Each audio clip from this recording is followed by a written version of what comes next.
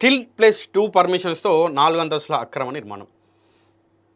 ఇట్లాంటి నిర్మాణాలు రోజు చూస్తున్నాం. ఇక రోజు దాని గురించి మాట్లాడాలంటే కూడా మనమే మాట్లాడుతున్నాం. ఏం చెప్తాం రా ఈ వార్తలు రోజుకి అని చెప్పి, కానీ వీళ్ళు మాట్లాడట్లేరు.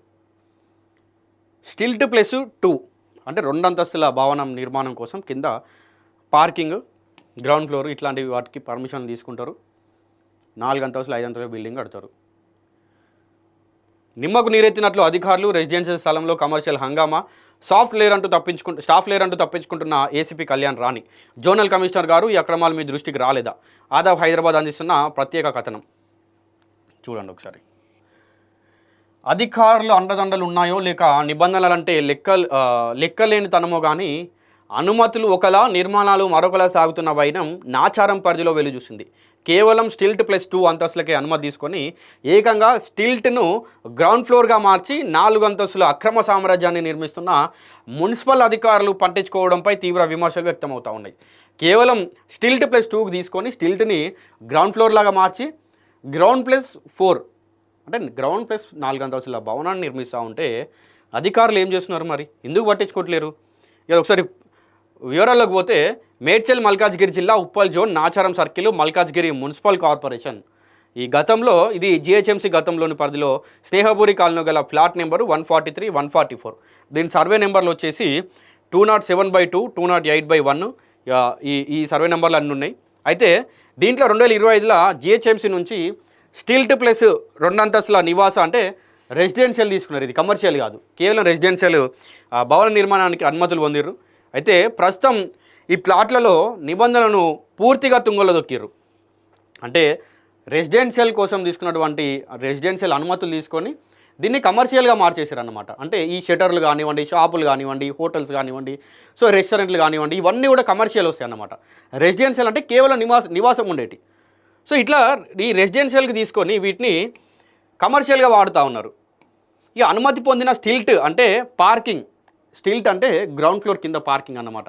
సో దాన్ని గ్రౌండ్ ఫ్లోర్గా మార్చేసారు. ఆ పార్కింగ్ ప్లేస్ని గ్రౌండ్ ఫ్లోర్గా మార్చేసారు. నివాస భవనం అంటే రెసిడెన్షియల్ అని పర్మిషన్ తెచ్చుకొని దీన్ని కమర్షియల్ అవసరాల కోసం భారీ నిర్మాణం చేపట్టిరంట. అయితే 2 అంతస్తులకే అనుమతి ఉండగా గ్రౌండ్ ఫ్లోర్తో పాటు ఏకంగా 4 అంతస్తులను అక్రమంగా నిర్మించారు.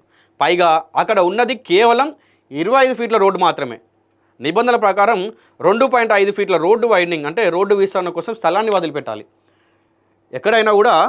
అయితే ఈ 2.5 ఫీట్స్ ఏంటంటే అది వదిలిపెట్టి వెనకకి భవన నిర్మాణం చేయించుకోవాలి. ఎందుకంటే రోడ్డు వైండింగ్లో వచ్చిన తర్వాత మళ్ళీ భవనం పోతుందన్నా లేకపోతే ఇంకేదో అవ్వచ్చు.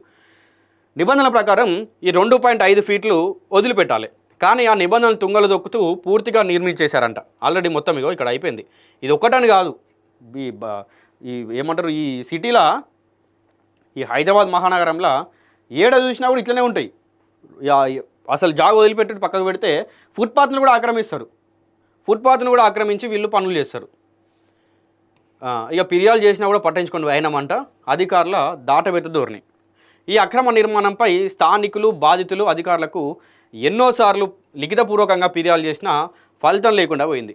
దీనిపై assistant city planner LS Kalyani రాణిని వివరణ కోరగా ఆమె ఏమంటా ఉన్నారంటే బాధ్యత రహితంగా మాట్లాడుతూ ఉన్నారు. ఏంది, ఉద్యోగులందరూ ప్రభుత్వ కార్యక్రమాలలో బిజీగా ఉన్నారు, మాకు స్టాఫ్ కొరత ఉంది, నేను నాచారం, కాపురా 2 సర్కిళ్లకు ఇన్ఛార్జ్గా ఉన్నా, ఇట్లాంటివన్నీ చెప్తా ఉన్నారు. కాబట్టి నేనేం చేయలేనంట. అయితే ఇప్పుడు మీరు ఎక్కడ ఇప్పుడు ఇదేంది నాచారం అవ్వచ్చు, కాపురా అవ్వచ్చు 2 సర్కిళ్లకు ఇన్ఛార్జ్గా వ్యవహరిస్తున్నారు. అంటే 2 సర్కిళ్లకు ఇన్ఛార్జ్గా ఉన్నారని చెప్పి మీరు ఇట్లాంటి వాటిని పట్టించుకోకుండా ఉంటారా? అంటే డైలీ ఆడికిడికి తిరుగుడే మీ పనిగా నాకు ఈ తిరుగుడు తప్ప నాకు వేరే పని ఏం లేదు, ఇట్లాంటివి నాకెందుకని చెప్తున్నారా? మీరు ఏం చెప్తున్నారు? ఇండైరెక్ట్గా ఏం చెప్తున్నారు? ఇక ఉద్యోగులందరూ ప్రభుత్వ కార్యక్రమాలలో బిజీగా ఉన్నారంట. వీళ్ళు ఎవరికి పని చేస్తున్నారు? మరి ప్రజల కోసం పని చేస్తున్నారా లేకుంటే ప్రభుత్వాల కోసం పని చేస్తున్నారా? మరోవైపు సిటీ ప్లానర్ సైతం తనకు దీనికి ఎలాంటి సంబంధం లేదని ఏసీపీ లేదా టౌన్ ప్లానింగ్ సూపర్వైజర్ దగ్గర తెచ్చుకోవాలని చెప్పి బాధితులకు చెప్పడం చూస్తుంటే అధికారుల మధ్య సమన్వయ లోపం ఉందో లేక కావాలని చేస్తున్నారో అర్థం కావట్లేదు. ఇంత జరుగుతున్నా కూడా క్షేత్రస్థాయిలో అక్రమ నిర్మాణం యథేచ్ఛగా సాగుతున్న జోనల్ కమిషనర్ దృష్టికి ఈ వ్యవహారం వెళ్ళలేదా? ఒకవేళ వెళ్ళినా ఎందుకు చర్యలు తీసుకోవడం లేదు? అక్రమ నిర్మాణదారులు వీళ్ళ నుంచి అధికారులకు భారీగా అమ్యమ్యాలు అందాయా? అందుకే వెనకాడుతున్నారా? ఏమన్నా అందినాయా వీళ్ళకి మరి? మూటలు ఏమన్నా తీసుకున్నారా? బ్యాగులు ఏమన్నా తీసుకున్నారా? అందుకే మాట్లాడతలేరా మరి? ఇంగో ఇట్లా అని చెప్పి ఫిర్యాదుదారులు స్థానికులు బహిరంగంగానే అనుమానాలు వ్యక్తం చేస్తున్నారు. ఈ భారీ అక్రమ భవన నిర్మాణంపై ఉప్పల్ జోనల్ కమిషనర్ ఎలాంటి చర్యలు తీసుకుంటారు, నిబంధనలు ఉల్లంఘించిన భవనాన్ని కూల్చివేస్తారా లేదా సీజ్ చేస్తారా అనేది వేచి చూడాలి.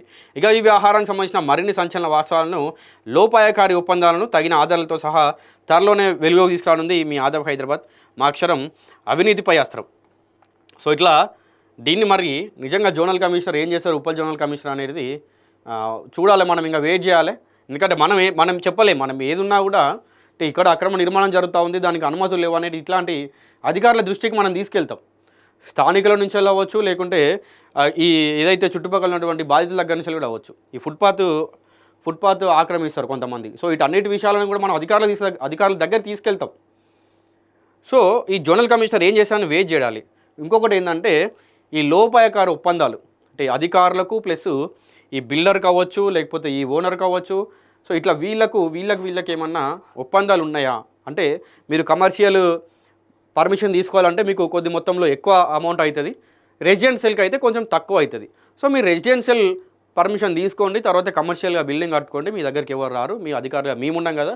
ఒకవేళ వచ్చినా కూడా ఏదో అట్లా మాటికి అట్లా పైన ఏదో వచ్చిపోతాం అన్నట్టు మీరేమన్నా వాళ్ళకు ధీమా ఇస్తున్నారా వాళ్ళకి, లేకుంటే వాళ్ళకి ఏమన్నా బ్యాక్ బోన్ లాగా మరి అధికారులే ఉంటున్నారా అనేది కూడా అర్థం కాకుండా పోయింది. సో చూద్దాం మరి దీన్ని, ఈ బిల్డింగ్లు అంటే అనుమతులను ఉల్లంఘించి నిర్మించినటువంటి భవనాన్ని కూల్ చేస్తారా లేకుంటే సీజ్ చేస్తారా అనేది అయితే మనం చూద్దాం, వెయిట్ చేయాలి.